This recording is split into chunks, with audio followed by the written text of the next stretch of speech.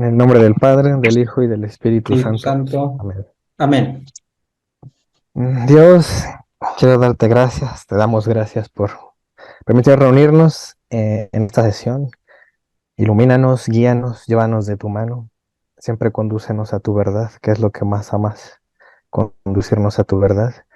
Eh, Danos la oportunidad de comprender este gran misterio que es la Eucaristía. Alimenta nuestra fe, danos más fe en este gran sacramento que nos dejaste. Y permítenos no solo aprender nosotros, sino ser capaces de transmitir con mucho amor a los demás, a los que están confundidos, a los que se fueron de la iglesia. Dan la oportunidad de transmitir estas enseñanzas a las personas que lo necesiten, Dios. Todos necesitan de ti. Queremos pedirte también por nuestros seres queridos que no estén aquí, los compañeros que, aunque no puedan estar en esta sesión, no los sueltes de tu mano. Gracias por el día de hoy, por la vida, y concédenos toda la paciencia, toda la inteligencia, todas las virtudes necesarias, todo el talento para poder seguir transmitiendo tu palabra. Amén. Amén. Amén. En Amén. nombre del Padre y del Hijo y del Espíritu Santo. Amén. Amén. Amén.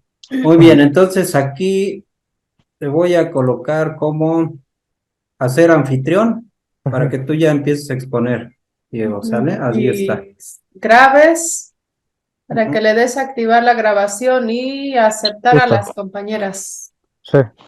Órale, pues. Sí, a los que vayan entrando. Eh, Nos habíamos quedado en esta diapositiva. Ya les había comentado desde la sesión anterior que la principal objeción, ¿no?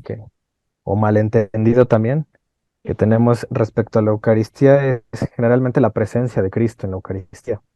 ¿Por qué? Porque es un hecho demasiado, pues, imposible, ¿no? Para el humano, algo muy milagroso, que sale de nuestra capacidad, ¿no? De nuestros sentidos incluso, porque yo algo que siempre me cuestioné es por qué dicen tanto que el pan y el vino se hacen carne y sangre de Cristo si yo no lo veo y cuando pruebo la Eucaristía no me sabe a eso, ¿no? O sea, cualquiera podría decir eso de Cristo, de cualquier otro objeto o alimento, ¿no? Y por qué necesariamente tenemos que creer eso los católicos, ¿no? O peor aún, decía, si fuera cierto, ¿cuál sería la razón por la cual Cristo haría eso, ¿no? Quedarse en un pan y en el vino, ¿no? El creador, ¿no? Yo, por ejemplo, que me dedico a la ciencia, luego así me gusta leer la divulgación científica y, y me gusta ver que desde lo más pequeño las bacterias funcionan tan perfecto, más complejamente que un reloj de bolsillo, ¿no? Y eso que un reloj se nos hace muy complejo, ¿cómo es posible que el Dios que creó eso esté guardado en un pan, ¿no? Se me hace, siempre ese fue mi contrariedad con la Eucaristía, pero bueno, yo ahorita les voy a hablar de cómo es que, bueno, no cómo, sino que verdaderamente cuando Cristo dice, esto es mi cuerpo y mi sangre, Él habla en serio y a Él nada lo limita, ¿no? Entonces es una enseñanza de humildad muy grande, un paso de humildad que uno debe dar, de creer eso. Aquí el punto no es cómo es que se hace pan, porque tampoco podemos explicar cómo se encarnó, o sea, eso es imposible. Sin embargo, Dios lo hizo. ¿Cómo es que transformó el agua en vino en las bodas de Caná? ¿Cómo es posible eso? Pues ni se supo, pero sabemos que ocurrió porque pues creemos que es palabra de Dios lo que está en el Evangelio y aparte porque también sabemos que un Dios que todo lo puede, nada lo limita, ¿no? Entonces, ¿cómo es posible, no? Que a veces me pregunto yo que los hermanos separados sí creen que el agua se hizo vino, sí creen, ¿no? Que Dios se encarnó, pero no pueden creer que Cristo pueda estar en el pan y en el vino, ¿no? O sea, parece hasta contradictorio. Incluso hay objeciones que ellos hacen que más bien son propias del ateísmo, ¿no? Para como tratar de pues de demeritar la Eucaristía o de hacernos creer que no es cierto eso, ¿no? Lo que nos enseña la iglesia. Entonces, miren, aquí en el Nuevo Testamento, una de lectura que me faltó dar, que me quedé ahí, fue esta primera de Corintios 10:16, que es de los relatos eucarísticos que ya vimos, fue Juan 6, si se acuerdan, en Juan capítulo 6, que son muchísimos versículos desde el 30 en adelante hasta el 66, que hablan única y exclusivamente de esta doctrina. Y más aparte, los relatos en cada evangelio de la última cena también hablan de esta doctrina. Bueno, ¿qué otra enseñanza hay de la Eucaristía? Está en las cartas de Corintios. Bueno, en la primera carta ya vimos el capítulo 11, versículo 23 en adelante, pero también el capítulo 10, que es este, el anterior, menciona algo importante, ¿no? Que creemos los católicos y que pudiera causar ahí ruido en la teología protestante porque ellos no creen esto, que es ver la Eucaristía como un sacrificio. Por ejemplo, aquí en el versículo 16 en adelante dice, ¿se acuerdan que cuando les dije que en la cena de Pascua judía, la tercera copa, que es la en la que sabemos que Cristo da las palabras de que dice esto es mi sangre, sangre de la alianza, eh, que dicho de paso son palabras parecidas a las que dijo Moisés cuando bajó del Sinaí, hizo los sacrificios de animales. Esa copa, esa tercera copa también los judíos le llamaban la copa de bendición, y es por eso que aquí Pablo dice eso, la copa de bendición que bendecimos, ¿no es la comunión de la sangre de Cristo? Es una pregunta retórica, ¿no? Es decir, ya conocemos la respuesta. Únicamente la hacemos para afirmar algo. Es como decir, limpia tu cuarto. ¿Qué no está sucio? ¿No? Cuando te dice así tu mamá, pues es porque sí sabe, ¿no? Que está sucio y sabe que es tu cuarto. Pero te hace esa pregunta para que lo hagas. Entonces así Pablo dice, ¿no es la comunión de la sangre de Cristo? El pan que partimos, ¿no es la comunión con el cuerpo de Cristo? Dice así, por eso, siendo uno solo el pan, uno solo, nosotros con ser muchos, la iglesia, somos un cuerpo, pues todos participamos de aquel mismo pan, es decir, la Eucaristía da la unidad. No sé si ustedes se han dado cuenta, pero cuando estudian al protestantismo, en realidad no hay razones por las cuales el protestante se congregue. Yo les he preguntado y me han dicho, no, pues para adorar a Dios. Y yo digo, pero yo puedo adorarlo sin congregarme desde el cuarto de mi casa, ¿no? Yo lo reconozco como Dios. O sea, esa no debería ser la razón por la cual yo me congrego en una iglesia protestante. Pero al católico, si tú le preguntas por qué te congregas, si hay algo exclusivo en la congregación que no puede obtener el católico solito en su casa, es que es la Eucaristía. Es decir, solamente hay personas dedicadas a consagrar el pan y el vino y yo me debo congregar ahí donde estén ellos. Entonces sí tenemos razones para congregarnos nosotros, ¿no? Porque también pueden decir, no, es que vamos a aprender. Pues tú puedes aprender tú solo en tu casa con la Biblia, ¿no? Es más, ellos proclaman mucho eso, que por eso salieron de la iglesia, ¿no? Porque cada quien sigue la Biblia como quiera. Entonces, tampoco es una razón para congregarnos el que pues vamos a aprender de la Biblia, ¿no? Eso lo puede hacer hasta en YouTube, ¿no? En línea. Pues léete el catecismo y ya sabrás qué entiende la iglesia, ¿no? Pero en realidad vamos a participar de un altar, que es lo que aquí dice Pablo. Voy a continuar el versículo 18. Mirad a Israel según la carne. Entonces ya está poniendo de ejemplo o sea, que veamos a los israelitas qué hacían, y aquí lo puse en verde. Comen de los sacrificios, ¿no? Según la carne se refiere como al Israel, o sea, al sector pagano, ¿no? Dice, no son partícipes del altar. En otras traducciones dice, entran en comunión con el altar, ¿no? Recordamos que la pregunta, ¿no? El tema de hoy es ¿por qué comulgamos?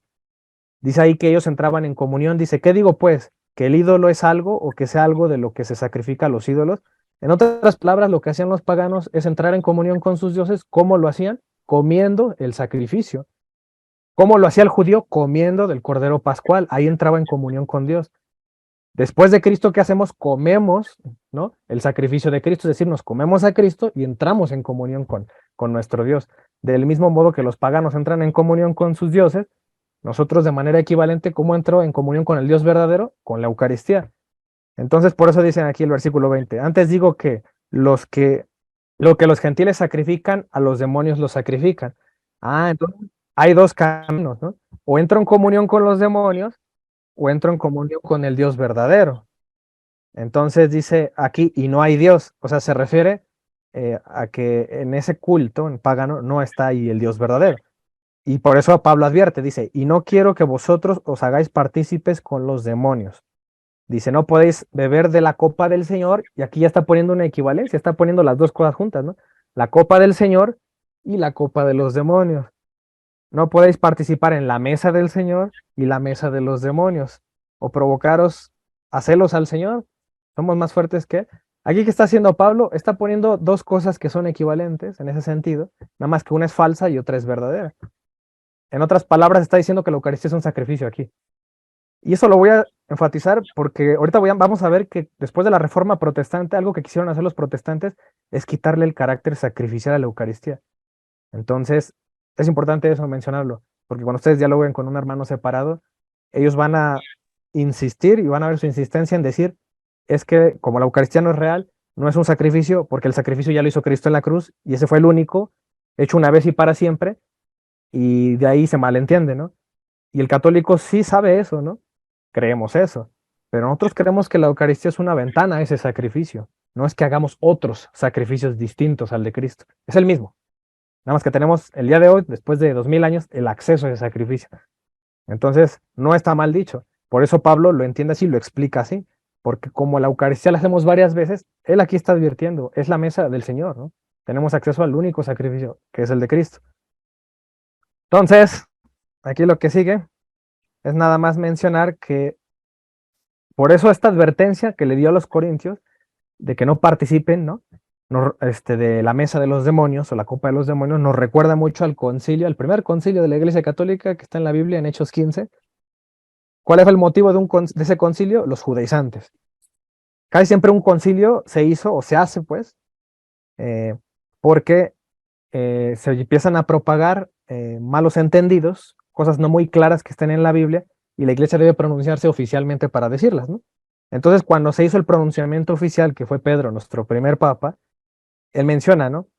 Así dice esto, la conclusión del concilio, porque ha parecido bien al Espíritu y a nosotros no imponernos ninguna carga más que estas cosas necesarias, que os abstengáis de lo sacrificado a los ídolos, es lo que aquí está diciendo Pablo, ¿no? Por eso lo puse en verde igual que arriba.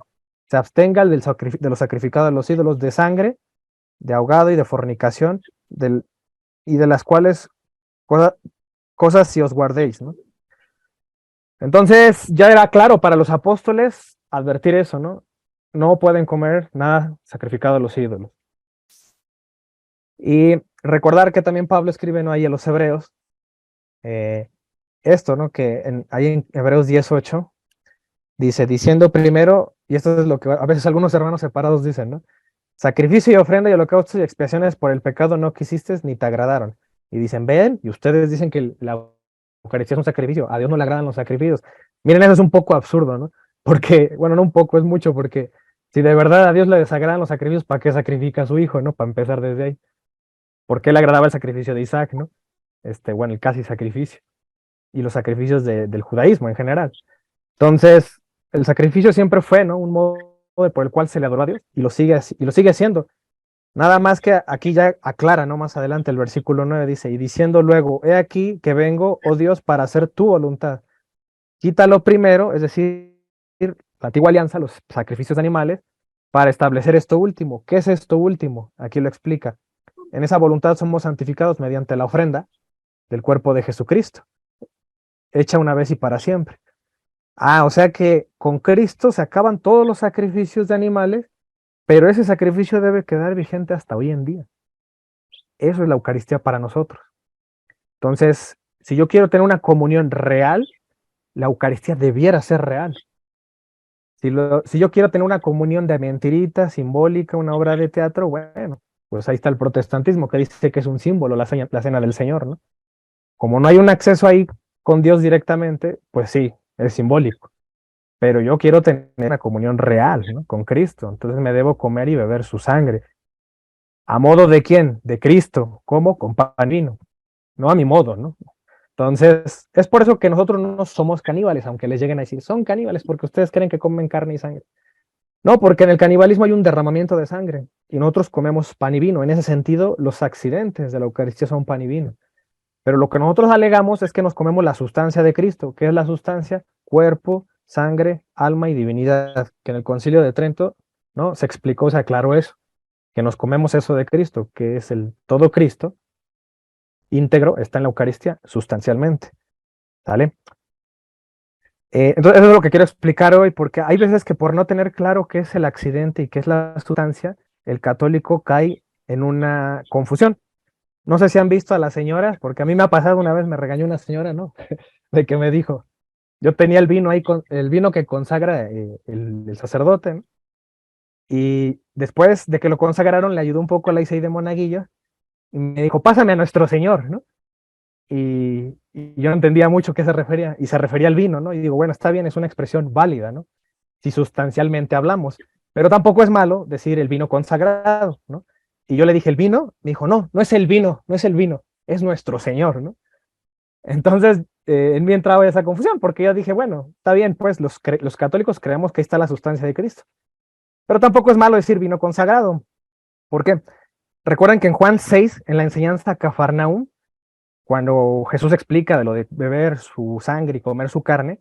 Por eso a ese malentendido o herejía le llaman cafarnaunismo, cuando creemos que literalmente la Eucaristía, pan y vino son Cristo, pero también lo extrapolamos tanto hasta incluso de entender que los accidentes son también Cristo, ¿no? Y eso no es correcto. Eso es una manera muy extrema, ¿no? Pero tampoco el otro extremo es bueno, donde creemos que solo es pan y vino, tampoco eso está bien. Entonces la enseñanza católica está como en medio, ¿no? ¿Por qué? Porque los accidentes no cambian. Sí son pan y vino los accidentes. Lo que cambió fue la sustancia. Entonces, tampoco es malo decir pan y vino consagrados, ¿no? Pues ya entendemos que ya está Cristo. O decir el cuerpo y la sangre de Cristo también, ¿no? Podemos decir nuestro Señor. Tampoco es malo. Entonces, se los digo porque hay veces que así llevan al extremo, ¿no? La interpretación o enseñanza católica, de decir que el pan y el vino son Cristo y son Cristo. Ya les comento, ¿no? O les repito, no está mal la expresión, pero debemos de entender qué enseña la iglesia. Entonces, primero aclarar qué es accidente y qué es sustancia. Entonces dice, accidentes o especies, ¿no? En el Concilio de Trento se le llamó especies o accidentes. Se refiere a la parte, dice aquí es un atributo que puede pertenecer o no a un sujeto, sin afectar su esencia. Los accidentes pueden alterarse. En otras palabras, la parte de los accidentes es lo que ven nuestros sentidos. Yo, por ejemplo, veo que es pan y vino, ¿no? Esos son los accidentes. Por ejemplo, les voy a poner un ejemplo. Si yo les enseñara una foto mía de cuando yo tenía 1 año, una foto de cuando yo tenía 6 años, de cuando tenía 20 y la edad que tengo hoy, es la misma persona, es Diego. Lo que cambiaron fueron sus accidentes, pero la sustancia es la misma, es Diego, ¿no? No porque yo crecí, fui más alto, dejé de ser Diego, sigo siendo el mismo, ¿no? Algo parecido pasa aquí en la Eucaristía, ¿no? O sea, los accidentes pueden ser distintos, puede ser una Eucaristía o una hostia grande, pequeña, puede ser un pedazo, una partícula del pan, pero no cambia, sigue siendo Cristo. Una gota de ese vino, ahí sigue estando íntegro Cristo, ¿no? Entonces, eso es lo que puede cambiar, ¿no? Por ejemplo, los accidentes, la parte física. La sustancia que es el ser en sí mismo, es la realidad más profunda. Y les voy a poner un ejemplo. Continuando con los ejemplos de los panes. Por ejemplo, un pan, ¿no? Lo puse ahí los colores para que lo identifiquen, que es el accidente y que la sustancia en rojo, el accidente en azul. Si la sustancia es el pan, entonces el accidente puede ser el sabor, por ejemplo, que sea de chocolate, puede ser el tamaño, que sea un pan grande, un pan pequeño, un pedazo de pan, o la textura, ¿no? Que sea un pan suave, un pan áspero. Entonces lo que ahí vemos que varía es el accidente, no la sustancia sigue siendo la misma. Entonces, podemos decir en esos términos que los accidentes o la parte física son manifestaciones de una misma sustancia. Miren, esta manera de describir así las cosas es una influencia griega de Aristóteles, ¿no? De ver lo que es sustancia accidente. Así es como vamos a entender la Eucaristía. Y no es malo decirlo. Al contrario, ahorita lo van a ver, dice, y lo puedo decir al revés, ¿no? Una sustancia puede presentarse en distintos accidentes. Por ejemplo, el ejemplo del Diego, ¿no? Diego puede tener cualquier edad, sigue siendo Diego. O Diego puede cambiarse de ropa y si yo el día de hoy, por ejemplo, me pongo un saco y una corbata, no deje de ser Diego, ¿no? Cambió mi aspecto físico, mis accidentes. Mi sustancia es la misma. Entonces, me puedo demostrar en varios accidentes, por así decirlo. Entonces, la pregunta aquí sería, ¿no? Un ejemplo. ¿Dios puede presentarse en otros accidentes? Pues es Dios, Él lo puede todo. Entonces, por ejemplo, Dios podría manifestarse como una llama de fuego, ¿no? Como el caso de Moisés. Su accidente, ¿no? Lo manipuló para presentarse de un modo físico distinto. Pero también puede manifestarse como ser humano. Ejemplo, Jesús. Jesús se encarnó, ¿no? Y Jesús es Dios. ¿Dónde lo vemos eso? O hay un soporte, hay un fundamento en la Biblia que nos explique esta filosofía de accidentes. Sí lo hay. Por ejemplo, en Hebreos 1:3 habla de Jesús aquí este pasaje. Dice, el cual, habla de Jesús, siendo el resplandor de su gloria y la imagen misma de su sustancia. Y quien sustenta todas las cosas con la palabra de su poder, habiendo efectuado la purificación de nuestros pecados por medio de sí mismo. ¿Qué dice? Que Jesús es el resplandor de la gloria del Padre y es la imagen misma de su sustancia. Es decir, yo puedo ver que Jesús está aquí en la tierra encarnado, eso vieron los apóstoles, pero la sustancia de Jesús es divina. y nuestra sustancia es humana. Por eso Jesús es hijo legítimo de Dios y nosotros somos hijos adoptivos de Dios, ¿no? Porque no compartimos la misma naturaleza. En otras palabras, la sustancia de Cristo es Dios. Y los fariseos no lo distinguían porque como veían que era un hombre cualquiera, para ellos era difícil creer que la sustancia de Cristo fuera Dios, ¿no? Por eso fue un paso que dieron todos, incluso los apóstoles, ¿no? En su momento dieron ese paso de fe. Otra, por ejemplo, ahí en Colosenses 2:9 también vemos esta parte de accidente, ¿no? Y sustancia. En el caso de Cristo, dice, porque en él habita corporalmente. Cuando yo digo corporalmente me estoy refiriendo a su carne, ¿no? Su cuerpo, su accidente, Jesús, toda la plenitud de la deidad. Es decir, que en esa carne, en ese cuerpo que yo veía, ¿no? Decía San Pablo, yo creo, ¿no? O algún apóstol que fue testigo de la encarnación de Jesús directamente, en su cuerpo habita toda la deidad. Yo así digo de la Eucaristía. En ese pan habita toda la divinidad, ¿no? Todo el cuerpo, la sangre, alma y divinidad de Jesús. Entonces, fíjense cómo, si esta filosofía sí existe, ¿no? Dentro de la escritura y no es un invento nada más así de la iglesia. Otra cita que también nos dice que Cristo fue Dios, dice ahí en Romanos 9:5, de quienes son los patriarcas y de los cuales, según la carne, fíjense, según la carne, ya está hablando del accidente, ¿no? Según su cuerpo, su linaje carnal, vino Cristo, que es descendiente ahí de los patriarcas, dice el cual es Dios sobre todas las cosas. Entonces, ahí vemos ese ejemplo. Y otra, por ejemplo, también en Filipenses 2:6, estas citas que les estoy mostrando bien, son muy buenas citas para defender la divinidad de Jesús. Y aquí viene muy claro por qué Jesús se encarna, ¿no? Dice, siendo el cual en forma de Dios, o sea, era Dios, ¿no? Estuvo en la gloria, no estimó el ser igual a Dios como cosa que aferrarse, sino que se despojó de sí mismo. Fue su voluntad del Hijo tomar forma, aquí dice, de siervo, hecho semejante a los hombres, y estando en la condición de hombre, se humilló a sí mismo, haciéndose obediente hasta la muerte y muerte de cruz. Entonces aquí vemos con estas citas que a Dios se le reconoce como hombre, ¿no? Y como Dios. Entonces, continuando con este ejemplo, de que si la sustancia, ¿no? Hablamos de una sustancia divina, y en ese sentido, tomó un accidente como ser humano, que es Cristo, también puedo decir que si la sustancia la considero como Jesús, Jesús puede presentarse en otros accidentes. ¿Puede hacerlo? Sí. Eso es lo que decimos los católicos.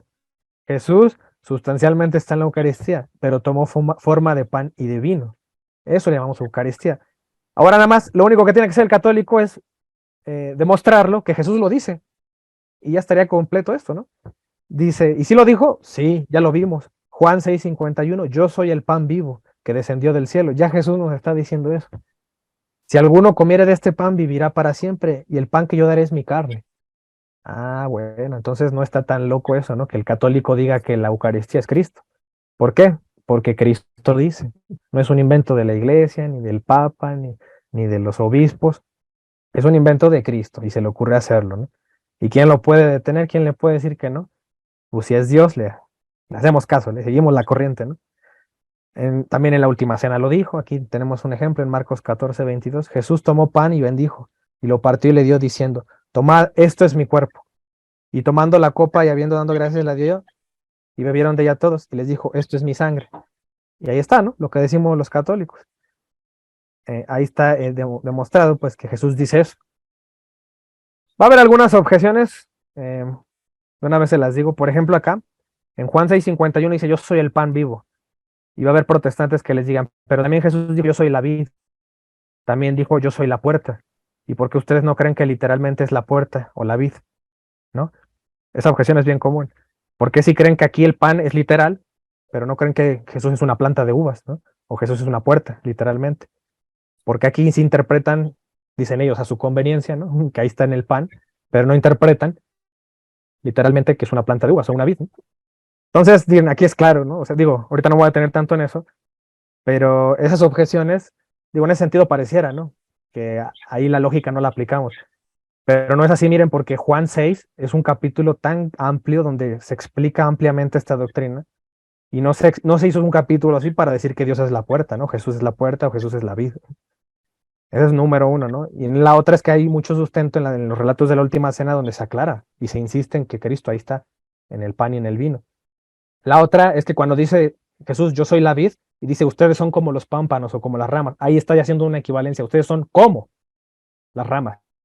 No está diciendo, ustedes son las ramas. En ese caso sería literal, somos ramas, y Cristo sería literalmente una planta de uvas, ¿no? Pero no es así. El mismo pasaje te apunta a que es un simbolismo. Cuando dice que Él es la puerta, hay un salmo que dice que la puerta que el pastor va a abrir, ¿no? Entonces, Dios ya les hablaba en su lenguaje, ya conocían la escritura y Dios los apunta hacia ese salmo. Les está diciendo, yo soy ese pastor, ¿no? O esa puerta, ¿no? Que se abre. Entonces, miren, hay otras objeciones parecidas a esa, que si quieren después las platicamos, pero ahí es donde podemos explicar cada una y ver cómo sí se dirigía a un simbolismo, pero aquí no, aquí Jesús remata y dice mucho, esto, yo soy el verdadero pan, ¿no? El que come de mi carne, ¿no? Y bebe mi sangre, tiene vida eterna. Entonces, miren, acá hay otro concepto que también es importante saberlo, ¿no?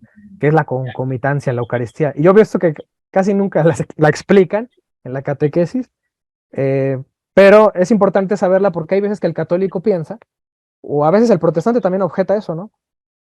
Dice, es que Cristo consagró pan y vino, ¿y por qué ustedes en la misa solamente comen pan? Y el sacerdote sí consagra el vino, pero él se lo bebe el vino y usted no les da el vino, ¿no? Para empezar, al protestante, pues no le importa eso, porque él no cree que ahí está Cristo, ¿no? Entonces, ¿para qué objeta que, que no nos bebemos su sangre, ¿no? Si él no cree en eso, para empezar, ¿no? Pero supongamos, ¿no? Que hay católicos que todavía tienen esa duda.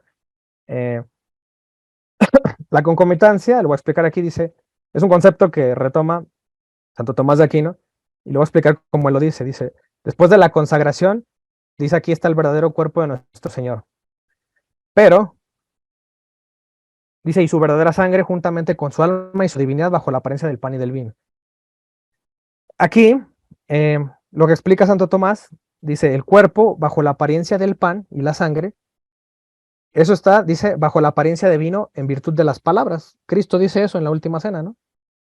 Como que dice de manera separada, esto es mi cuerpo, agarra pan. De manera separada, toma una copa y dice, esto es el vino. Y como que el católico ahí entiende, por un lado está el cuerpo y por el otro lado el vino, están separados. Eso no es correcto. Santo Tomás aquí nos explica, por ejemplo, dice, bajo la apariencia de pan y vino, dice, en virtud de las palabras. Eso sí, en virtud de las palabras están como que en lados diferentes. Dice, pero el cuerpo mismo bajo la apariencia de vino y la sangre bajo la apariencia del pan y el alma bajo ambas. Es decir, que yo no puedo dividir a Cristo. Si yo hablo de un Cristo íntegro, no puedo decir que están separados. ¿Por qué? Porque en virtud de la concomitancia, es decir, concomitancia significa unión natural, en conexión, y concomitancia dice por lo que se unen entre sí las partes de Cristo nuestro Señor, que resucitó. Es decir, el cuerpo, cuando yo digo cuerpo, ahí yo debo entender que ahí está también la sangre, está su alma, está su divinidad. Y cuando se consagra la copa, no debo entender que solo ahí está la sangre, sino también está el cuerpo, la sangre, el alma y la divinidad. No es algo que se puede separar. ¿Por qué?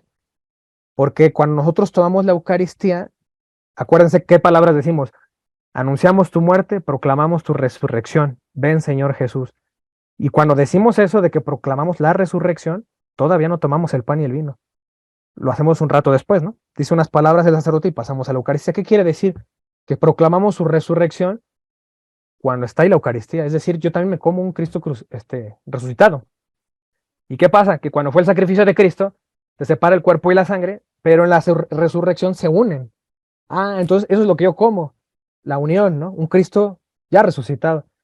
Ah, pues con razón, Santo Tomás decía que si esta Eucaristía lo hubiéramos celebrado antes de la resurrección, entre esos 3 días en los que estuvo Cristo ahí en el sepulcro, no hubiera existido esa concomitancia. ¿Por qué? Porque como todavía no había resurrección, no había esa unión del cuerpo y la sangre. Pero a partir de la resurrección, ¿no? El sacramento tiene, por así decirlo, ¿no? Ese aspecto de unión, de natural concomitancia, natural unión. Entonces, cuando una persona dice, no, es que yo voy a esa parroquia porque allá sí dan las dos especies, no es correcto pensar así. De hecho, es una falta de fe pensar eso, ¿no? ¿Por qué? Porque no estás creyendo que en las demás parroquias donde dan solo el pan, no está Cristo completo. Como que crees que Cristo está completo cuando están las dos especies, ¿no? Y nosotros deberíamos creer que también en el pan está Cristo completo. Ahora ya entienden por qué a un ministro de la Eucaristía cuando lo mandan a dar la Eucaristía a un enfermo, cuando no lo hace el sacerdote, va el ministro, le da solo el pan, ¿no? Número uno, para evitar riesgos de que un líquido como el vino se derrame, ¿no? Si está consagrado y ya va con algo consagrado, Entonces es mejor que lleve algo sólido, como el cuerpo de Cristo. Entonces, en ese sentido, es lo mismo que si yo como solo el pan, estoy participando de la Eucaristía, del mismo modo que si tomo solo el vino.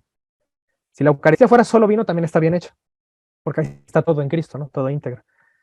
Entonces, ¿qué más, digo, evidencias podemos dar a esto? Es que, por ejemplo, en las comunidades primitivas cuyos miembros eran pobres, no siempre se disponía de vino, el vino siempre ha sido más caro que el pan. Entonces, es muy probable que las celebraciones de Eucaristía en el primer siglo fueran únicamente, exclusivamente de pan. Un rito donde solamente se celebró el pan. Y otra cosa, por si les quedaba la duda, el sacerdote siempre hace una oración en secreto. Cuando consagra el pan y el vino, siempre hace una fracción del pan, que es la primera, ¿no? Cuando parte el pan, en señal de lo que hizo Cristo, pero después vuelve a partir el pan y lanza un pedazo de pan dentro, bueno, lo pone ahí en el vino y hace esta oración, que es en secreto, que la dice un poco antes de repartir la Eucaristía, dice: el cuerpo y la sangre de nuestro Señor Jesucristo unidos en este cáliz, sean para nosotros alimento de vida eterna. Esta oración es símbolo de esa resurrección, de que hay una unión entre el cuerpo y la sangre. Entonces, esto lo deben saber, ¿no? Porque yo lo escucho siempre, ¿no? En la Eucaristía, no, es que eh, me voy para allá porque allá sí dan las dos especies, ¿no? Y que porque aquí no dan, y es que a mí me gusta tomar del mismo cáliz. Yo he estado en misas donde tomamos todos del mismo cáliz, ¿no? Así es, tradicionalmente se hace. Ya después, por cuestiones de higiene, pues a veces nada más remojan el pan, ¿no? En el vino, o solo el pan. Pero de ningún modo, es que yo siento que el católico a veces como que tenemos un concepto muy malo de iglesia y sentimos que nosotros estamos como que la iglesia está mal en dar esas variedades del sacramento y preferimos una cosa que otra, le queremos más una cosa que la otra, y no, es válido todo eso, porque acuérdense que eh, la única que tiene la autoridad de cómo ministrar un sacramento es la iglesia, ¿no? Entonces, nosotros debemos de aceptar la Eucaristía así. Hay personas que dicen, no, es que yo prefiero tomar la Eucaristía del sacerdote, ¿no? No de los ministros, porque los ministros no deberían tocar el cuerpo y la sangre de Cristo, ¿no? Y eso tampoco es correcto, porque la iglesia estableció eso y nosotros se supone que en el credo yo digo creo en la iglesia, o sea, también creo en la autoridad de la iglesia. Entonces, si el sacerdote le parece bien dejar ministros, porque así también la iglesia lo permite, es válida también esa Eucaristía, ¿no? Aparte, nosotros recibimos a Cristo, no recibimos al ministro, no recibimos al sacerdote. Entonces hay que tener fe en la Eucaristía y no tenemos que andar pensando en quién manipuló la Eucaristía o quién la tiene, quién no. Qué pecados tiene el ministro, ¿no? El sacerdote que la está dando. Al final es autoridad de la iglesia, ¿no? Lo que está en juego, y creemos en esa autoridad. Ahora bien, me van a decir algunos, no, pues está muy bien, ¿no? Lo que dices suena bonito, pero ¿dónde está en la Biblia? ¿Dónde está la evidencia de la concomitancia en la Biblia? ¿Existe eso en la Biblia? Sí existe. Dice aquí que lo mismo se contiene bajo una de las especies que bajo ambas, es lo que les he venido diciendo, ¿no? Que significa esta unión de Cristo dentro del pan y el vino. Por ejemplo, en el Evangelio de Mateo 26 de la última cena, fíjense eso, aquí hay una parte bien curiosa, ¿no? Dice, lo que ya les mencioné, ¿no? Tomó el pan, dice que es su cuerpo, y después toma la copa, y ahí podemos malentender que están separados el cuerpo y la sangre. Por ejemplo, también aquí en Corintios 10:16, que es lo que les leí, puede malentenderse también esto, ¿no? Dice, la copa de bendición que bendecimos no es la comunión con la sangre. Fíjense, ahí Pablo apunta que la comunión con la sangre está en la copa, y dice, y el pan que partimos no es la comunión con el cuerpo, como dando a entender que la comunión con el cuerpo es en el pan y la comunión con la sangre es en la copa, ¿no? Entonces uno podría pensar, están separados. Pero fíjense bien, aquí por ejemplo el evangelista Mateo escribe, tomad y comed, esto es mi cuerpo. ¿Por qué dice tomar? En algunas traducciones dicen comer y beber. Esto es mi cuerpo. Ah, pues porque en ese pan, en la mente de Mateo, ¿no? Está que están ambas cosas. En el cuerpo está todo, ¿no? Comer y beber, es decir, cuerpo y sangre. Y aparte toma la copa también, ¿no? Entonces, allá podemos ver un indicio de que el evangelista en su mente sí tiene, ¿no? Que la unión de Cristo íntegro está en una sola especie, como en ambas. Y ahora bien, en Corintios, ¿dónde podemos ver esa concomitancia o esa idea de que todo está ahí? Dice, en Corintios 10, 27 al 28, dice, de manera que cualquiera que comiera este pan o bebiere de la copa del Señor, indignamente será culpado del cuerpo y de la sangre. Y aquí subrayo estas conjunciones, ¿no? Come de este pan o bebe.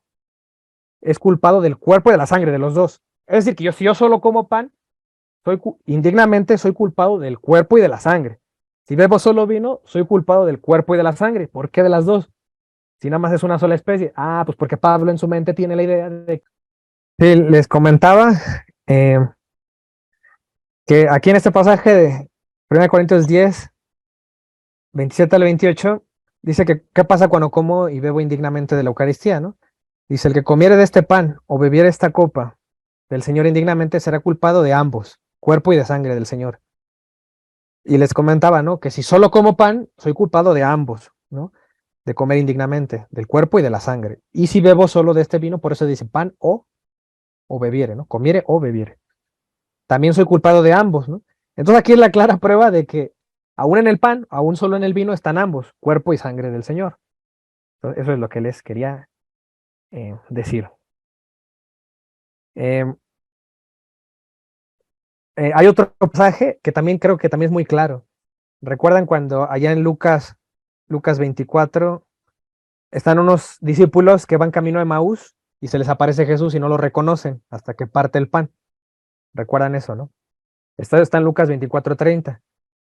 Y cuando lo reconocen es hasta que toma el pan y lo parte.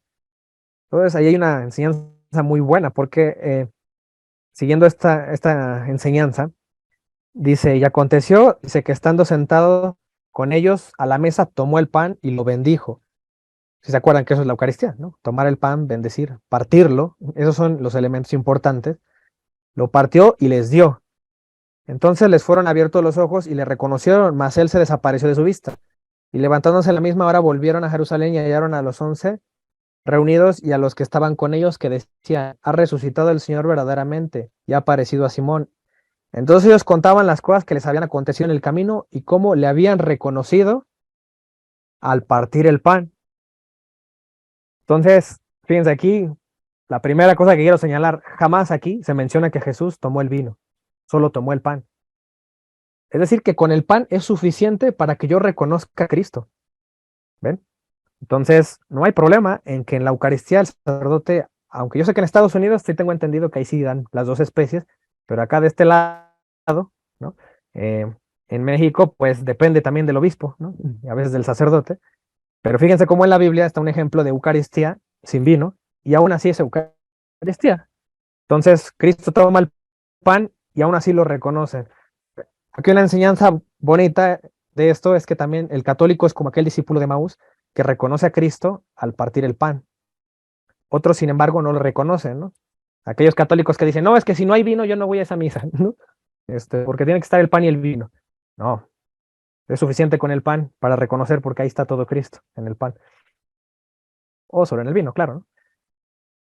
Entonces, voy a hablar ahorita de las herejías. Fíjense, les hablé ahorita un poco de la filosofía, de cómo es esta dicotomía que hacemos de sustancia y accidente. Y lo que nosotros alegamos es que se cambia la sustancia, el accidente permanece igual. Por eso cuando yo como de la Eucaristía me sabe a vino, me sabe a pan, pero yo por fe, por palabras de Cristo, yo creo que ahí está Cristo, sustancialmente. Entonces, ¿quiénes fueron los primeros que empezaron como a tergiversar esta doctrina? En el primer siglo estuvieron los docetas. Los docetas fueron un tipo de gnósticos. Es decir, dentro de los primeros herejes, aparte de los judaizantes, estuvieron los gnósticos. Gnosis significa conocimiento, ¿no? O sea, que eran gente que quería meterle como mucho intelecto a las cosas, y por meterle intelecto e interpretar las cosas a su manera, se decían cristianos, ¿no? Cualquier parecido con la realidad, ¿no? Es mera coincidencia, como dice el dicho, pero fíjense, ellos alegaban, no decían, hola, somos los docetas, los gnósticos, bienvenidos a nuestra iglesia, no, decían, somos los cristianos verdaderos, ¿no? Aquí somos los cristianos, tenemos la ortodoxia, así como ahorita hay cristianos que dicen así que tienen la ortodoxia y no lo son, ¿no? Entonces los docetas empezaron, ¿qué creían los docetas? Ellos negaban la naturaleza de Cristo. Decían que su existencia histórica y corporal, bueno, ellos no creían en la encarnación, pues, en pocas palabras. No creían en su humanidad, decían que era una simple apariencia la humanidad de Cristo y no tenía una naturaleza carnal, o sea, no estaba en cuerpo y en carne y sangre, digámoslo así. La humanidad de Jesús dice que su humanidad era aparente y no era real. Su forma humana fue una mera ilusión, ¿no? Entonces ellos decían eso, porque para ellos lo material era algo malo. Incluso hasta llegaban a creer los gnósticos que cuando tú te morías, te liberabas de la prisión de tu cuerpo, como si tu cuerpo fuera algo muy negativo, muy malo. Entonces decían, no es posible que el Hijo de Dios se haya metido en un cuerpo humano, porque eso es malo.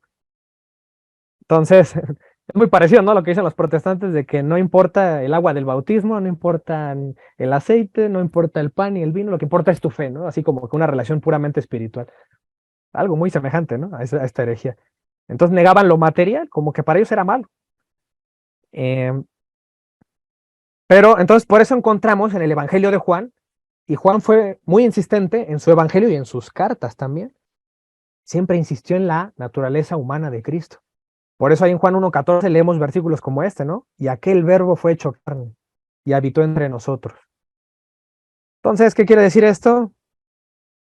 Quiere decir que Juan estaba empeñado en, en quitar en combatir esta herejía de los docetas. Entonces, por eso encontramos que el Evangelio de Juan, pues con razón, el Evangelio de Juan es el único de los 4 que tiene un capítulo completo donde insiste en que Cristo estaba hecho carne y nos dio su carne y su sangre como alimento de vida. Por ejemplo, ahí en Juan 6:52, que ya lo leímos, del 52 al 56, vean cuántas veces se menciona la palabra carne y sangre de Jesús, ¿no? Nos da a comer de su carne y su sangre. Si no coméis la carne del Hijo del Hombre y bebéis su sangre, el que come mi carne y bebe mi sangre, ¿no? Mi carne es verdadera comida, mi sangre es verdadera bebida. Van a ver esa insistencia. Entonces imagínense, un doceta, si no cree que Cristo vino en carne, ¿cómo va a creer en la Eucaristía? Si nosotros aquí alegamos que es la carne y la sangre de Cristo, obviamente no creen en la Eucaristía, ¿no?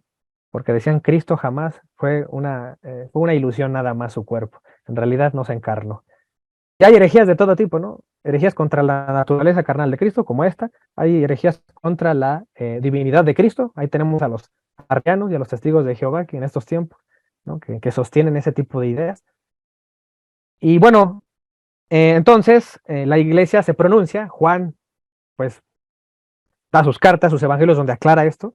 Y ahorita no tengo tiempo después de leerles las cartas de Juan, por ejemplo, la primera y la segunda también se menciona eso y Juan los llama anticristos. Dice que el que no declara que el Hijo de Dios vino en carne es un anticristo.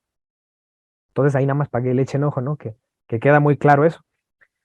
Después de esto de malentendido, que creen que como los docetas no son de Cristo, como todas las demás iglesias que se autoproclaman, pero que no vienen de un linaje apostólico, obviamente desaparecieron.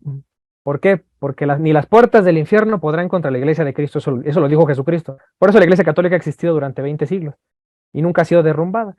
Los docetas sí desaparecieron, pero después de cierto tiempo, dice un apologista, ¿no? Satanás recicla sus herejías. Entonces vuelven a aparecer las mismas herejías. En el siglo X llega un hombre, un francés llamado Berengario de Tours, un católico.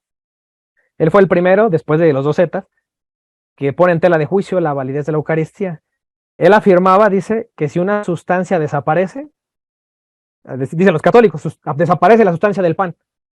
Entonces también desaparecen sus propiedades, también debería desaparecer su accidente. Dice que están intrínsecamente ligados la sustancia y el accidente. Si desaparece la sustancia, yo también debería ver que el pan se convierte en carne y que el vino efectivamente se convierte en su sangre. Y yo veo que siguen siendo pan y vino, decía Berengario de Tours. Entonces él dudaba que la Eucaristía verdaderamente sufriera eso, ¿no? Lo que dice la iglesia. Entonces dice aquí, según él, dice, si en la Eucaristía la sustancia del pan y el vino desaparecen, deberían desaparecer sus accidentes o sus propiedades accidentales como el sabor, el olor y el color. Desde el momento que esto no sucede, las sustancias del pan y del vino deben continuar subsistiendo durante el acto de la consagración. ¿Qué quiere esto? Que para Berengario de Tours no existía la transustanciación. ¿Qué es transustanciación? Un cambio de sustancia, una transición, ¿no? De una sustancia se pasa a otra.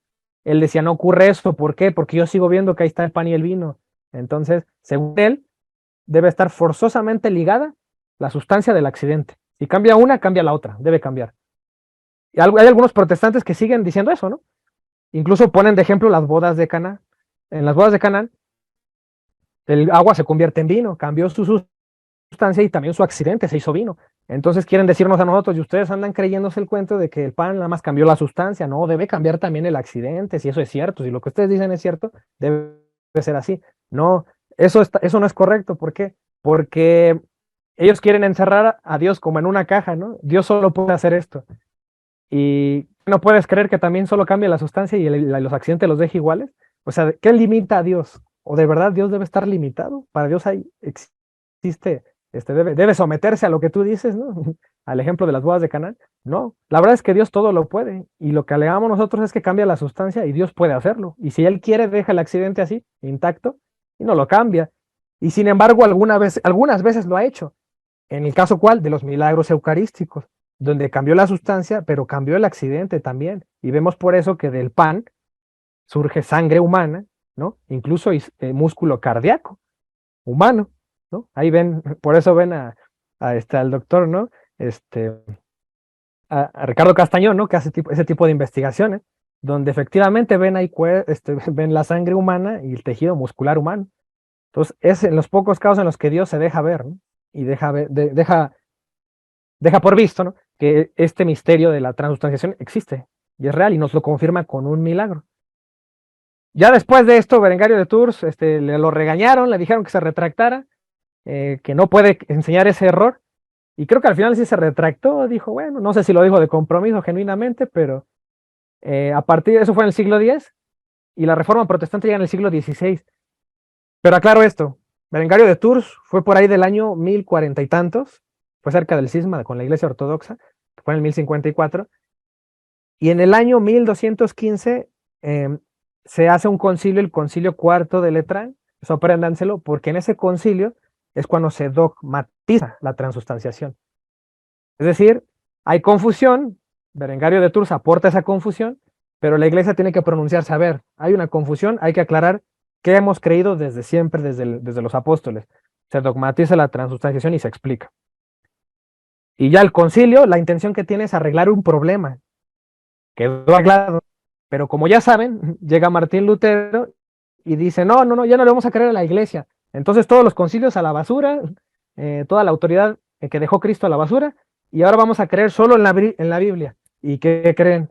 Que se reciclan las mismas herejías que ya había arreglado la Iglesia, vuelven a surgir. Por eso ven a compañeros protestantes que creen que Dios es nada más una persona, que no son tres, que en la Eucaristía no hay transustanciación, que la Iglesia no tiene el poder, solo Cristo. Empiezan con sus doctrinas de solo Cristo y un montón de cosas, ¿no? Que el bautismo es para adultos solamente, que no es para niños. ¿Por qué? Porque se desconectan de la enseñanza apostólica y se encierran solo en la Biblia y en su interpretación personal. Entonces, Martín Lutero, ¿qué es lo que dice de la Eucaristía? Así agarró la Biblia y lo que le entendió fue esto: la sustancia del pan coexiste con la sustancia de Cristo. Es decir, para él no hay transustanciación. Está la sustancia del pan ahí, pero la sustancia de Cristo como que está alrededor, como que envuelve al pan y nos comemos eso, pero no está Cristo en la Eucaristía. Y su otro amigo, John Calvino, ahí tenía la Reforma Protestante en Francia, tiene otra interpretación distinta a la de Lutero, y es bueno mencionar que eso los hizo pelearse también, ¿no? O sea que empezaron juntos a dividir la iglesia, empezaron bien unidos y se empezaron a dividir cuando cada quien agarró la Biblia y la entendió a su manera. Y el que dice, no está la presencia de Cristo, solo hay una presencia espiritual, pero no una presencia sustancial, como dicen los católicos. Entonces, ¿qué significa esto? Que la presencia de Cristo, conforme van, ¿no? Dividiéndose, se va como degradando, ¿no? ¿Qué es entonces la cena del Señor, que llaman ellos? ¿Qué verdaderamente es? Es lo que deberíamos preguntarnos, ¿no? Preguntarles a ellos. Y luego llega otro amigo, compañero de ellos, Zwinglio, Ulrich Zwinglio, allá en Suiza, que él dice, no está presente Cristo en la Eucaristía y tampoco está ahí su presencia espiritual, solo es un simbolismo nada más, una representación de algo que hizo en el pasado Cristo. Es eso. Y miren, este último Zwinglio, esa es la interpretación que tienen la mayoría de protestantes de corte sectario, los evangélicos, los pentecostales, todos ellos creen en esta interpretación de Zwinglio. Entonces, la primera, que es de Martín Lutero, llaman también consubstanciación, porque coexisten ambas sustancias. Pero después sigue la interpretación de Calvino, que es una presencia espiritual, pero ya después llega Zwinglio, que dice que no hay ni presencia, ¿no? De ningún tipo, solo es una representación, un simbolismo. Entonces, ¿a quién le creemos? Está la religión católica, ¿no? El cristianismo auténtico, el católico, el histórico, que nos dice que ahí está Cristo, sustancialmente. Martín Lutero dice que ahí su presencia está por fuera del pan. El otro hombre dice que nada más hay una forma espiritual, y el otro dice que no hay ni eso, ¿no? ¿A quién le creemos? Pues vamos a ver qué ha dicho la Iglesia, ¿no? Desde antes de que estos hombres llegaran a decir esto, que son novedades, ¿no? Cabe mencionar, son novedades, no se creía eso.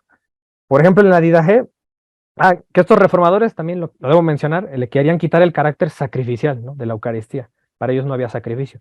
Pero, por ejemplo, en la Didache, que es un documento del siglo I, que ya les he mencionado varias veces, ahí en el capítulo 14, este documento, recuerden que era una enseñanza de los apóstoles, no está en la Biblia, pero sabemos que existe, ¿no? Que existió en ese tiempo. Dice, los días del Señor reunidos para la partición del pan. ¿Cuáles son los días del Señor?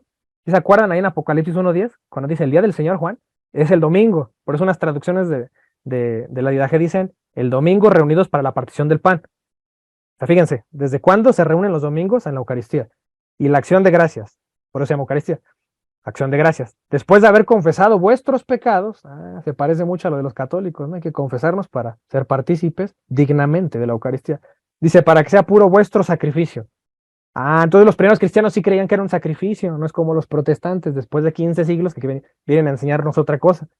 Dice, cualquiera empero que tuviere una contienda con su hermano, nos acompañe antes de reconciliarse para que no sea mancillado vuestro sacrificio. Pues este es el dicho del Señor. Y aquí empieza a narrar, ¿no?, la profecía de Malaquías 1:11. En todo lugar y todo tiempo me ofrecerán una ofrenda pura, porque soy un gran rey, dice el Señor, y mi nombre es admirable entre todas las naciones. O sea que los primeros cristianos sabían que Malaquías 1:11 tenía un cumplimiento, ¿no? La Eucaristía hacía ese cumplimiento de esa profecía.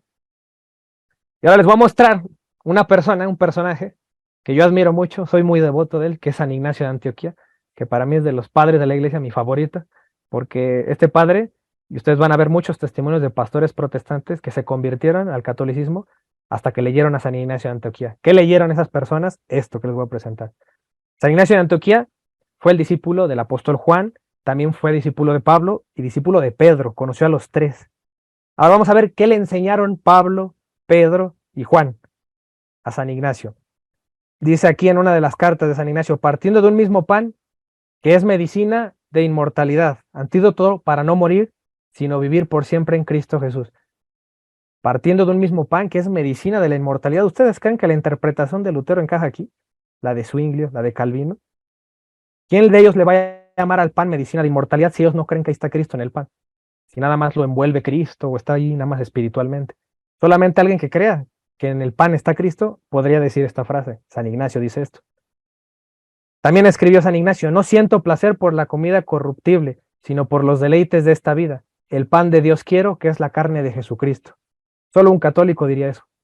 ¿Quién? San Ignacio, quien aprendió de los apóstoles.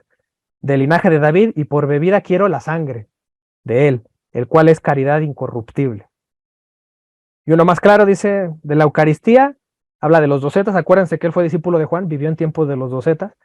De la Eucaristía y de la oración se apartan. ¿Quiénes? Los docetas. Porque no confiesan que la Eucaristía es la carne de nuestro Salvador, Jesucristo.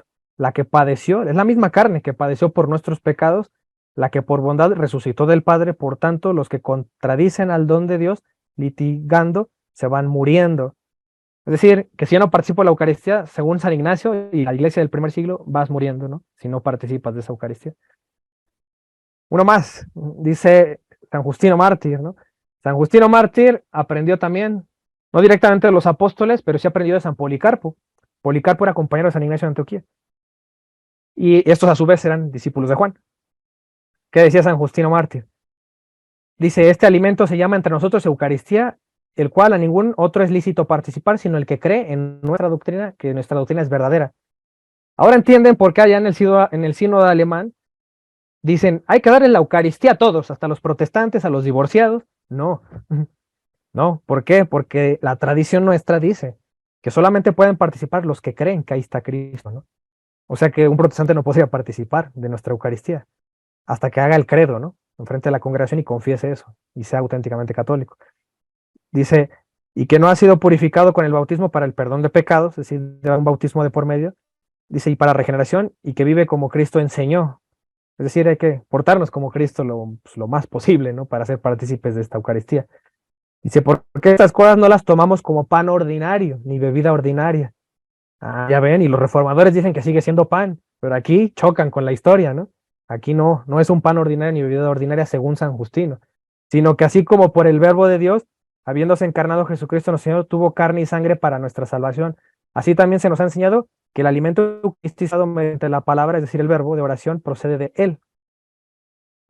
Dice, alimento del que nuestra sangre y carne se nutren con arreglo a nuestra transformación. Dice, oración procedente de Él. Es la sangre, es la carne y la sangre de aquel Jesús que se encarnó. Eso es la Eucaristía para San Justino Mártir.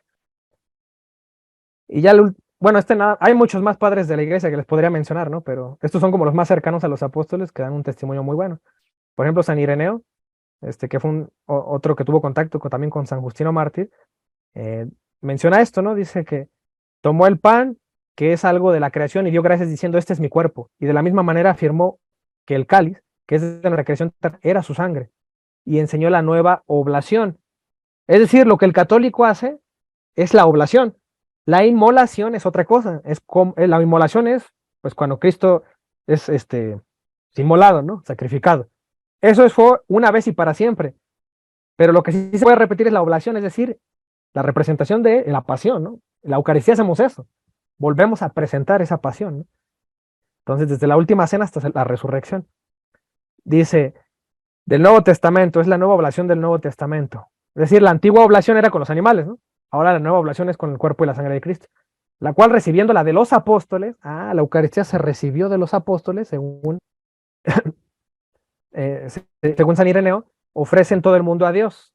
Entonces la fe viene por el oír, ¿no? Como dicen, como dice la Escritura, no es como que la fe viene porque yo leí la Biblia, no, se transmite y no se cuestiona, se aplica la fe, ¿no?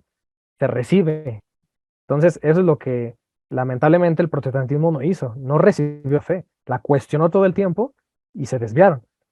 Dice que nos da los alimentos, dice primitas de sus dones en el Nuevo Testamento, acerca de lo cual Malaquías, y otra vez habla de la profecía de Malaquías.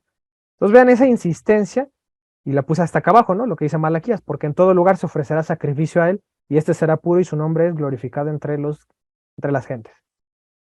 Entonces, aquí yo me encontraba, ¿no? Entre la espada y la pared, ¿a quién le creo? ¿No? Los protestantes con sus ideas modernas que llegaron 15 siglos después y ya, o sea, ¿quién puede tener mejor conocimiento del depósito original de la fe? Los protestantes que vienen después de 15 siglos, o sea, como que llegaron un poco tarde, ¿no? O desde el primer siglo, los personajes que les acabo de mostrar que aprendieron de los apóstoles y que casualmente nos enseñan la doctrina que enseña hoy la Iglesia Católica. Pues obviamente, ¿no? Yo creo que es muy obvio mencionar que nos inclinaríamos por lo que originalmente enseñaron los primeros cristianos y no por personas que vinieron a decir que solo en la Biblia iban a encontrar ellos solos la verdad y se desviaron o se apartaron de la conexión apostólica, histórica, ¿no? Que tiene la Iglesia. Entonces, miren, en el Catecismo de la Iglesia dice esto en el numeral 1367. El sacrificio de Cristo y el sacrificio de la Eucaristía son pues un único sacrificio. Único, ¿no? Eso lo resalto porque no es que hagamos varios sacrificios, hacemos uno. La víctima es una y la misma. El mismo el que se ofrece ahora por el ministerio de los sacerdotes, el que se ofreció a sí mismo en la cruz, y solo es diferente el modo de ofrecer. Entonces, eso es la Eucaristía, un sacrificio, ¿no?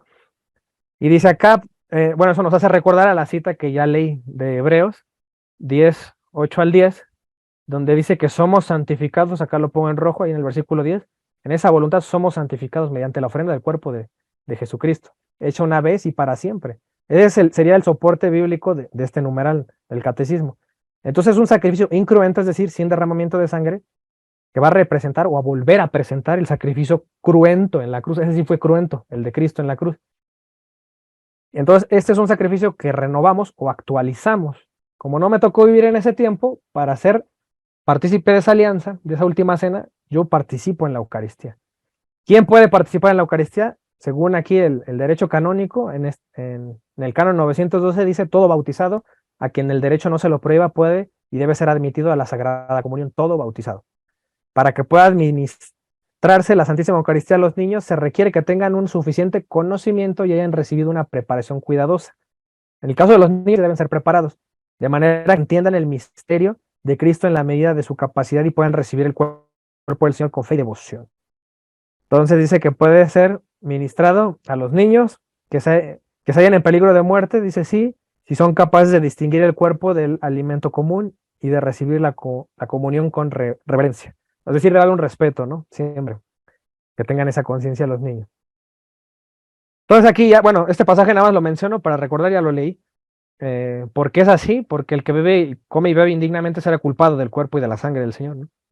Entonces debemos de ser fieles a esa enseñanza apostólica y no darle la Eucaristía a cualquiera que vaya a profanarla o no crea. Hay gente que se dice católica, pero pues no creen, ¿no? Que ahí está el cuerpo y la sangre. O les da igual, ¿no? Van a misa y pues no me he confesado, pues no tomo la Eucaristía. Y hay gente pues que no toma la Eucaristía en muchos años y no tienen preocupación, no han entendido que ahí está Cristo y que ahí está su salvación, ¿no? Y que ahí está la verdadera comunión, cuando yo como y bebo su sangre. Entonces hay católicos que dicen, no, pero yo leo la Biblia y hago oración diario, sin falta, voy al Santísimo diario y toma la Eucaristía. No, bueno, pues siento decirte, ¿no?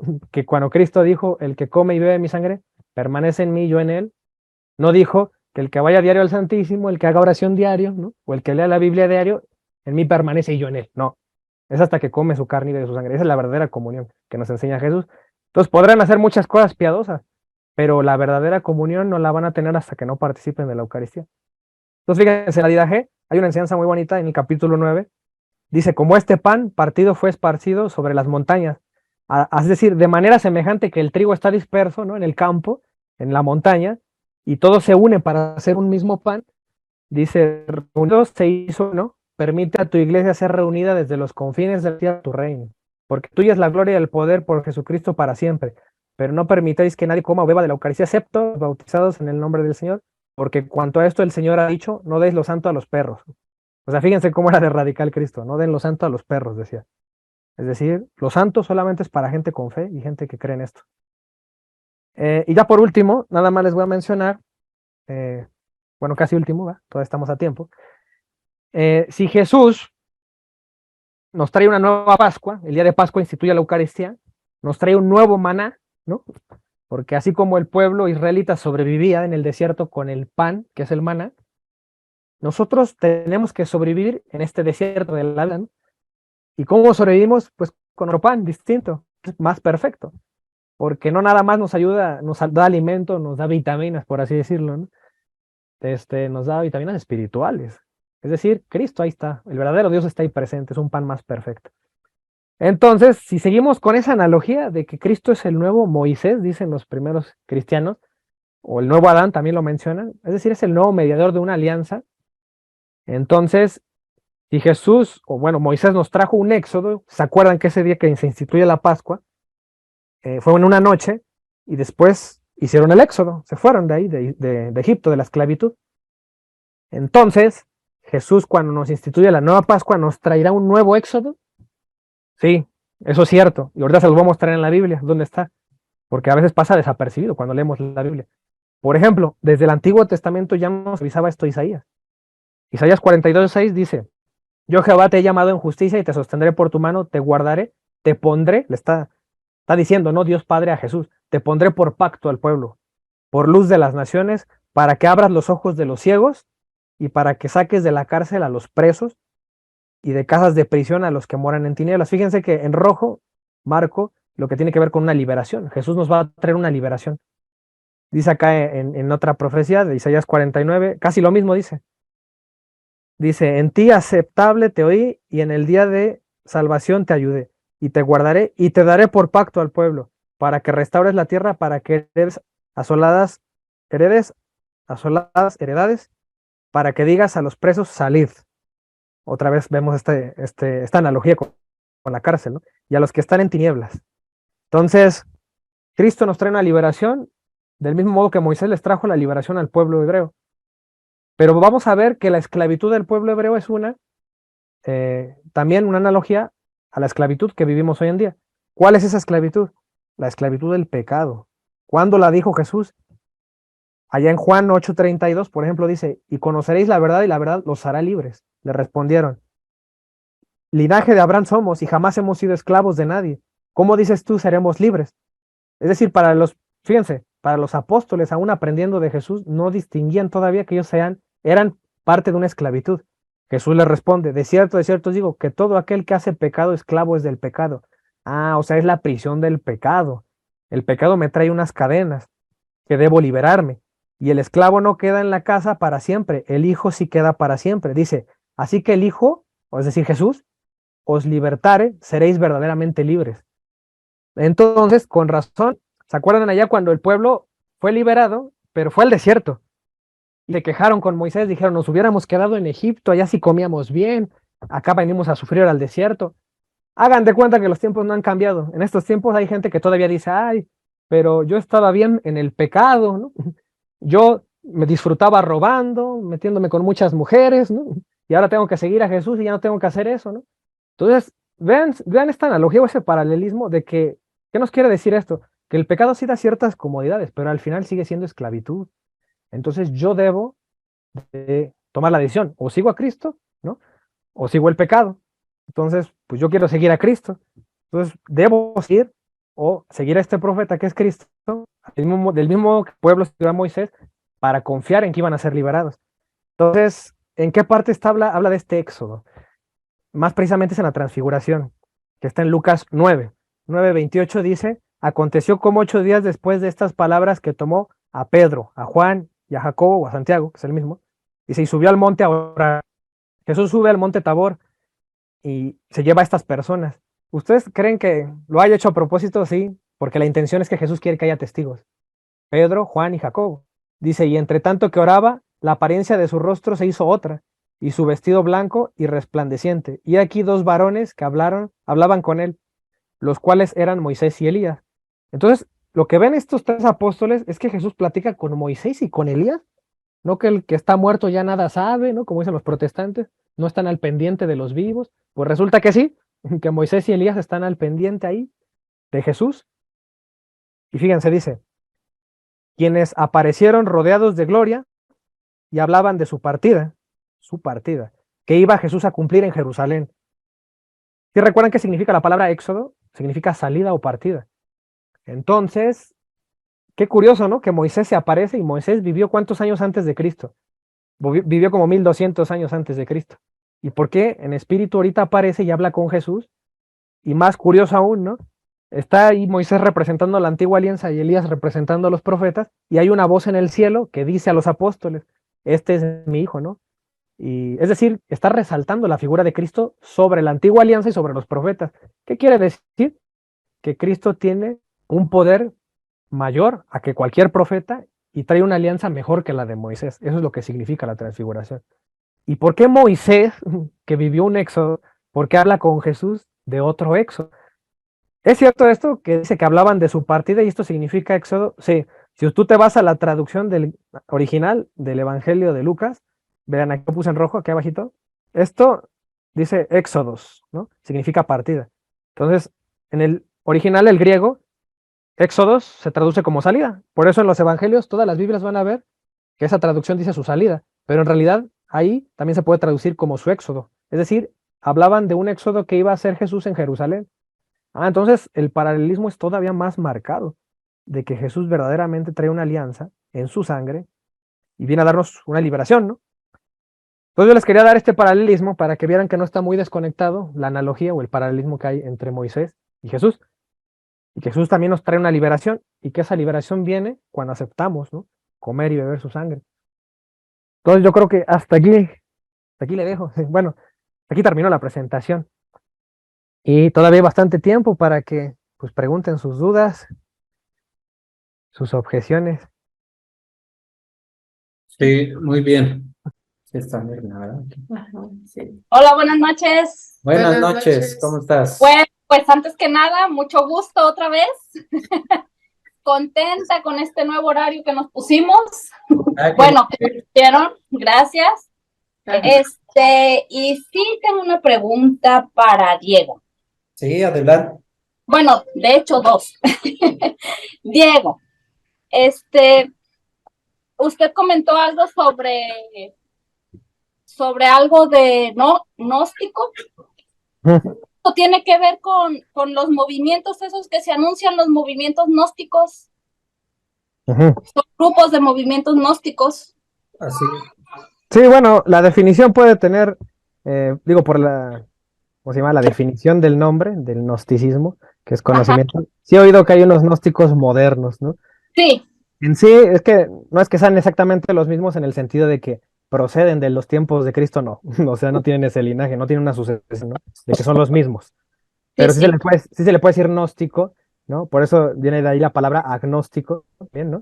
Es decir, alguien que no sabe si Dios existe, tampoco es ateo, no se define como ateo, pero alguien agnóstico es como decir alguien que no tiene conocimiento o no tiene la seguridad de decir si Dios existe o no existe, ¿no? Entonces, ok. una persona gnóstica es como una persona, por así decirlo, como en extremo racional, sin fe, ¿no? Que era lo que pretendían hacer ellos, ¿no? Como que racionalizar demasiado las cosas. Por eso había cosas que para ellos no les parecían lógicas y no las creían. Es decir, no abrazaban la fe, ellos abrazaban sus conocimientos. Ujú. Ok, ok. Es como un adoctrinamiento que hacen los gnósticos. O sea, por medio del conocimiento ganan prosélitos, o sea, ganan seguidores, tienen también sus asambleas. A lo mejor no es sobre religión, pero también mucho cuidado con los gnósticos, porque también influyen en el adoctrinamiento, ¿sí? Obviamente son empresas para precisamente para ganar dinero, porque si yo sí he visto, yo cerca de mi anterior casa había un grupo de ellos y haz de cuenta que hacen cosas que en la Biblia precisamente están prohibidas y son como de superación personal, pero sí es un adoctrinamiento también, ¿eh? En eso hay que tener muchísimo cuidado. Sí, de hecho, ya hace varios años yo supe de un grupo y de hecho todavía era novia de mi esposo y nos invitaron a un movimiento gnóstico, entonces yo dije, bueno, pues no, vamos a ver de qué trata. Entonces sí, era como que empezaban a hablar muy bonito, pero solo se referían al creador, vaya, no hablaban así como que de Dios, de Jesucristo, solo decían el creador, pero pues al mismo tiempo también metían mucho la ciencia. Entonces, vaya, ahora sí ya tenía esa duda, entonces siempre supe pues que no era como que lo que yo estaba buscando. Sí fui varias veces, pero no me quedé en el grupo, no me parecía congruente lo que decía. Sí, sí, sobre todo porque te lo manejan por ese medio, por el medio religioso, por el medio bonito, como que sin hacer daño, pero es mejor meterte entonces mejor a un grupo de negocios, exactamente, mejor que sea un grupo de negocios para que se gane dinero y tengas una proyección Pero está personal, pero definido y está bien separado. definido y separado de la religión. Puede ser, sería preferible eso a que estén engañando a la gente por medio de rituales, porque hacen rituales, yo también he sabido que hacen rituales, los hacen pasar por las brasas con las plantas de los pies descalzas y todo eso, hay citas, yo la otra vez estaba viendo una cita, que precisamente todo eso es un ritual que aunque la gente no lo sepa, pero es condenado por las escrituras, eso de pasar por las brasas. Pasar los pies descalzos sobre las brasas es uno nada más de los que están condenados aquí en la Biblia. Y así varios rituales que ellos están haciendo. Sí, sí. Y también mi siguiente pregunta es para Diego, por favor. Sí, Bueno, esto es más personal, Diego. perfecto. Con las pocas pláticas, en las pocas reuniones que hemos estado, mi amiga doña Mari y yo, tenemos una duda que le voy a preguntar, me voy a atrever a preguntarle, Diego. Ajá. ¿Usted está muy preparado para todo esto de la Biblia y todas las presentaciones, pues nos parecen perfectas? Y tenemos la duda de qué se estudia o qué estudia usted o qué estudió para estar así tan preparado. Ujú, ujú. Sí, yo, bueno, siempre lo digo, es bueno, todos te van a decir, lee la Biblia, pero la verdad es que para mí la Biblia se me hace un texto difícil si antes no lees otras cosas. Por ejemplo, a mí lo que me hizo más amigable, como para empezar, es leer libros de historia de la iglesia. Y siempre tuve cuidado, o siempre comparé los autores católicos, ver qué autores son, que sean católicos, pero también tengo libros protestantes. Yo mismo los he comprado en librerías protestantes, porque cuando estuve en mi camino de buscar la verdadera fe, porque yo de tradición soy católico, de tradición familiar, pues yo quería saber pues también qué enseñaban los demás. Y ya en ese camino fue que me topé con la apologética y me di cuenta que eso era lo mío, ¿no? Lo que yo estaba buscando era hacer apología de la verdad, no importa cuál fuera la verdad. Si tenía que salirme del catolicismo, pues lo iba a hacer. Estaba dispuesto a todo, ¿no? Entonces, yo empecé a leer guías de cómo leer la Biblia de autores católicos, ¿no? Yo ya por WhatsApp ya les pasé un libro buenísimo, que para mí es el mejor y es hasta el más corto que conozco, el más amigable, tiene dibujitos, que se llama La Biblia paso a paso, y ahí te explica muy bien todos estos conceptos de alianzas, de la historia. Toda la historia bíblica te la resume como en 190 páginas de un libro. Y es súper corto, lo lees yo creo, a lo mucho yo lo leí en 2 días y yo me quedó clara toda la historia, un resumen de la Biblia, por así decirlo. Y ya después de que leí estas guías, también he leído otras de Verbo Divino, una editorial que se llama Verbo Divino, que es buenísima, es católica. Y ahí viene, por ejemplo, comentarios o guías, ¿no? Para entender el Antiguo Testamento, para entender el Nuevo Testamento. Entonces es bueno porque lees gente contemporánea a ti que te explica la Biblia y ya después ya puedes leer la Biblia y ya la puedes entender mejor, ¿no? Porque si lees directamente la Biblia, te estás enfrentando directamente a una cultura muy distinta a la tuya y a lo mejor cosas que vas a leer no las vas a comprender, ¿no? Y es mejor que pues también te dejes guiar, ¿no? Por la iglesia. Y ya después de entender cómo el católico interpreta esto, yo leí a los protestantes y la verdad es que se me hizo mucho más coherente el catolicismo, mucho más, ¿no? Coherente con la historia. Yo me quedé mejor con eso, ¿no? Entonces, eh, eso pues me ayuda a fortalecer bastante mi fe. Y del libro les puedo pasar si quieren en el grupo de WhatsApp, algunos libros que tengo muy buenos de apologética, pero en sí, pues para mí la base es el de la Biblia paso a paso de John Bersma, que también lo tengo en PDF, se los voy a volver a pasar, y ese les va a ayudar bastante a entender toda la Biblia, porque literalmente te habla de libro por libro un resumen de la historia de la salvación y los conecta todos al final con Cristo. Entonces ya te hace mucho sentido, toda la historia bíblica. Sí, vaya, esa era nuestra duda, porque de repente nos poníamos a platicar al siguiente día de las reuniones que teníamos y dice, no, me decía doña Mari, ese Diego dice, ¿qué estudiaría o qué estará estudiando? Está súper preparado, dice, lo que le preguntes te contesta y así directo, o sea, no te deja con dudas. Y se me había pasado preguntarle, pues bueno, de repente como que ya no entré a varias reuniones, a las últimas, pero igual, aquí hace ratito otra vez regresó la duda, dije, voy a preguntar. Espero que mi compañera esté escuchando. Sí, Para gracias. quitarnos la duda. Muchas gracias. Yo creo que entonces, Diego, pues te damos las gracias. Yo también quedé Ustedes. con muchas, la motivación de seguir estudiando A los padres a de la los iglesia, padres ¿no? de la iglesia, ¿no? Los de Y la iglesia el primitiva. catecismo que enseña la Iglesia Católica. El catecismo también es Exactamente. importante para Sí, nosotros como católicos, es porque que es es el resumen de serio. la enseñanza. Ujú. Ay, Hay ay, mucha... perdón que los Ajá. interrumpa, ya me acordé de otro punto que tengo. Este, soy católica, vaya, de familia, me bautizaron católica y sí creo en Dios. Y ahorita que estaban hablando de comulgar, este, no comulgo porque estoy casada al civil con mi esposo nada más, no estoy casada por la iglesia. Y tengo entendido que los que estamos viviendo así no podemos comulgar. Sáquenme de mi duda. Sí, sí es cierto eso. Necesito Porque, casarme a la iglesia, ¿verdad? sí, Porque porque, vaya, por la ajá, iglesia es la bendición de Dios, o sea, Dios me exactamente. está dando aprobación para comulgar. Y por el civil, pues es nada más, vaya, la ley de los hombres.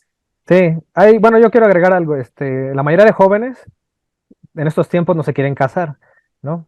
Una porque no les gusta el compromiso, ¿no? Y no sé por qué se casan con una idea de pensar que algún día se van a separar, en lugar de pensar, ¿no? Que van a estar ahí para siempre y que se van a esforzar, ¿no? Por estar unidos. Entonces, por eso se mantienen por lo civil. Digo, independientemente de cuál sea la causa, ¿no? Lo que importa es que el matrimonio, digo, como sacramento, todos los sacramentos son modos por los cuales Dios te da bendiciones. Entonces, no es, porque a veces lo interpretan así, es que la iglesia nos priva de la Eucaristía porque nos imponen el matrimonio, ¿no? Y pues miren, no, o sea, no es una imposición, no hay que verlo por el lado de que nos prohíben, nos quitan libertades, nos amarran a una pareja, ¿no? Es al revés, es que Dios te ama tanto que quiere formar parte de tus decisiones. Y una decisión tan importante en tu vida como es hacer la vida con un hombre o con una mujer, ¿no?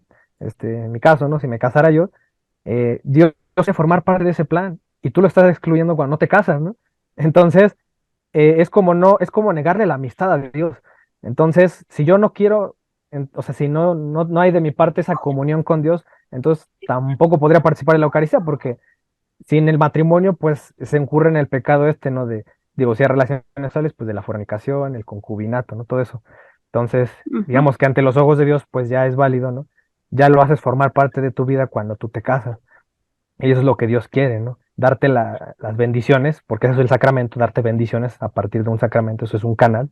Entonces, es lo que quiere darte. Entonces, verlo por el lado del amor, ¿no? No del lado de que es que no podemos, Sí. nos prohíbe la iglesia, ¿no? Es que la iglesia es tirana, Sí, ¿no? de hecho, mi idea hasta hace algún tiempo, hasta hace unos meses, de hecho, era de que pues yo no me quería casar, vaya, por las ideas de que no, pues ya tienes hijos, ya para qué te casas, ese tipo de, vaya, ahora sí que de chismes tu pueblo, que uno se tiene que casar virgen, bla, bla, bla. Pero pues yo decía, pues ¿para qué nos casamos? Pues si estamos viviendo bien y todo.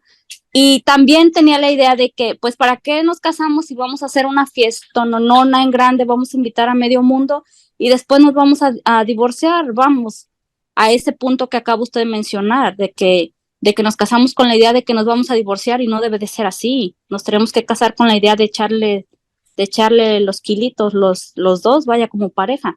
Yo tengo 16 años viviendo con mi esposo y hace 11 años nos casamos por el civil, porque pues igual yo decía, es un papel, y seguía diciendo, pues, ¿para qué nos casamos por la iglesia? Y ahora digo, pues, como que sí se me hace bonito, o sea, sí, como que sí tengo la ilusión de casarme por la iglesia, más que nada por eso, porque sí me interesa comulgar, porque sí necesito ir a confesarme. Entonces, bueno, me ha ayudado mucho estas reuniones. Qué bueno. Qué bueno, eso, de eso se trata, de edificarnos, ¿no? Muy bien, y fíjate que hablando de que quiero comulgar, quiero hacer ese sacramento. Ahora, es como cuando vas a sacar un pasaporte, cuando vas a sacar la visa. Quiero ir, por ejemplo, a otro país. Sí, pero necesitas visa. Ah, pero para la visa necesito pasaporte. Ah, pero para el pasaporte necesito tener mi credencial de lector o del país. Y para tener mi credencial de lector, pues tengo que cumplir y sacarla. Entonces, es un paso tras paso tras paso que debemos de hacer, y precisamente esa es la esperanza y la motivación para que nosotros podamos comulgar. Entonces, todos esos pasos, pues hay que cumplirlos precisamente dirigiéndonos hacia Dios, ¿no? Y para poder comulgar. Muy bien. Vamos a hacer la oración La oración. la oración final para despedirnos y, bueno, pues agradecer a Dios que nos permite estar reunidos, ¿no? Sí, en el nombre del Padre y del Hijo y del Espíritu Santo. Amén. Amén. Gracias, Señor, por tu amor, por tu misericordia que tienes con cada uno de nosotros. Gracias por el día, por el pan de cada día, por nuestros hijos, por nuestra familia. Te seguimos pidiendo que nos ayudes en nuestras necesidades, que también ayudes a aumentar nuestra fe para que sigamos creyendo en ti, sigamos acercándonos más a ti por medio de la iglesia, por medio de nuestra iglesia católica, en donde tú estás presente. Gracias, Padre, por todas esas misericordias, y nos encomendamos a ti en esta noche para que tú nos llenes de tus bendiciones, de tu amor y de tu gracia. A ti también, Virgencita Santa, te pedimos que nos cubras con tu manto y cuides de nuestro sueño y de toda nuestra familia. Amén. Amén. En el nombre del Padre, del Hijo y del Espíritu Santo. Amén. Pues Muy muchas gracias, Diego. Gracias. A ustedes, gracias. Ari, Mirna. Gracias. Estuvieron Que aquí. descansen. Buenas noches. Nos vemos dentro de 8 días. Primeramente Dios. Sí. Gracias. Gracias. Adiós, adiós. Adiós. Adiós. Adiós, adiós. Gracias, Diego. Buenas noches. Gracias. Erika, adiós, comadre. Adiós. Sí, compadre. Buenas Saludos. noches, hermana.